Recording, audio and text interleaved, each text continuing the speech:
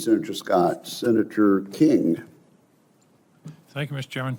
Total anonymity is something all of us seek, but none of us achieve. Yes, sir. Yes, sir. I understand your impulse.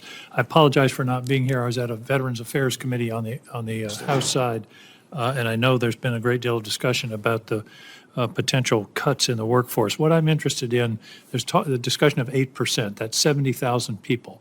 What I'm interested in of you as a manager, how do you intend to go about that? Because the cuts that have been occurring throughout the federal government so far haven't been very thoughtful.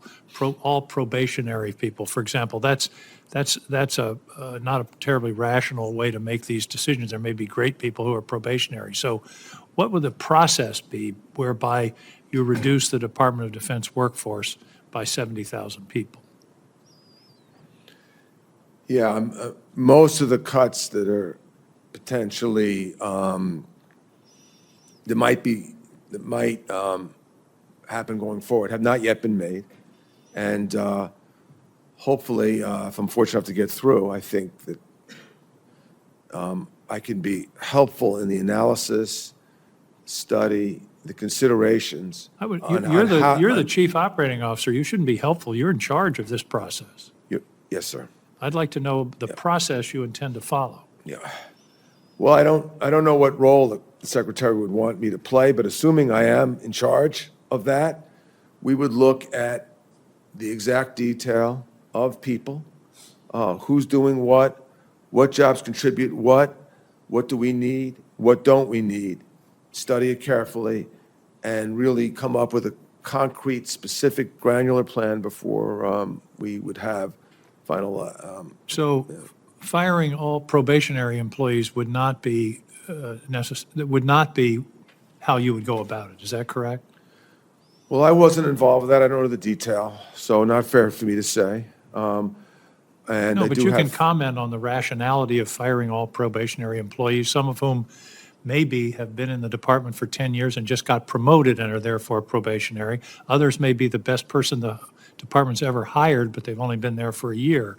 Do you think it's a rational process to simply arbitrarily fire all probationary employees? You know, I don't know how it was done. I don't know the considerations. No, I'm asking you not how it was done, but I'm asking you if that approach is a rational way to reduce a workforce. Fire everybody that's been hired in the last couple of years. Is that a good management practice? Is that what you would have done at Cerberus? Well, I will say that we have over 900,000 civilian employees. Right. So while every person counts, and it's of course very important, it's there's going to be some change that in numbers that are more significant. That's not my question. There's been a stated goal of reducing the workforce by 8%. That's 70,000 people. Yeah. You're the chief operating officer. Presumably, you'll be in charge of the process of reducing the workforce by 70,000 people. I want to know how you're going to do it. And one of my questions is, are you going to use the arbitrary yardstick of probationary employees? Yes or no?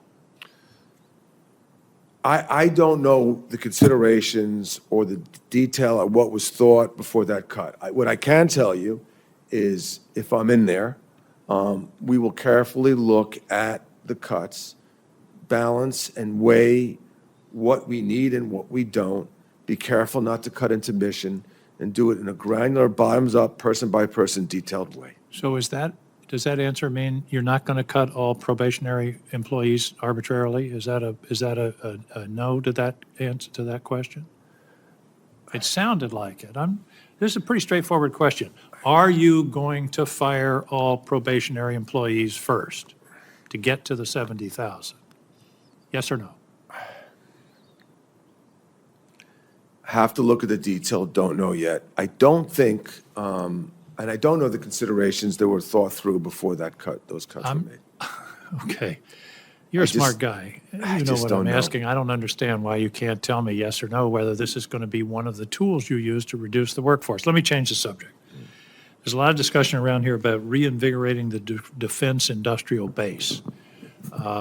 Any thoughts on how we actually do that? I've heard that phrase 1,000 times. I've never heard anybody say exactly how we go about it. I think we need to bring in new companies. We have great manufacturing capability in the United States. For example, if we were to call up General Motors or Ford and say, we need you in our defense base, find ways under OTA or sole source where we can give new companies, especially the ones that scale and can operate. So much is talked about venture. Far more important, in my opinion, is scale and operations or larger businesses. They are at a disadvantage competing with the big defense companies. They're not in the bids and proposals and contracting area. So there's a lot of restrictions, a lot of tough things to get in there. We got to make it easier for them. Maybe not the most competitive answer on the surface, but will lead to much more competitive in the future. I would go to our big manufacturing companies, give them a shot on new programs if we think their capabilities can meet it, and let them figure out a way under FAR to give them a shot without a wide-scale competition with all our big defense companies, which, by the way, are too consolidated. Thank you, Thank you. Senator. Thank you. Thank you. And as a matter of fact, Senator King and Mr. Feinberg, it is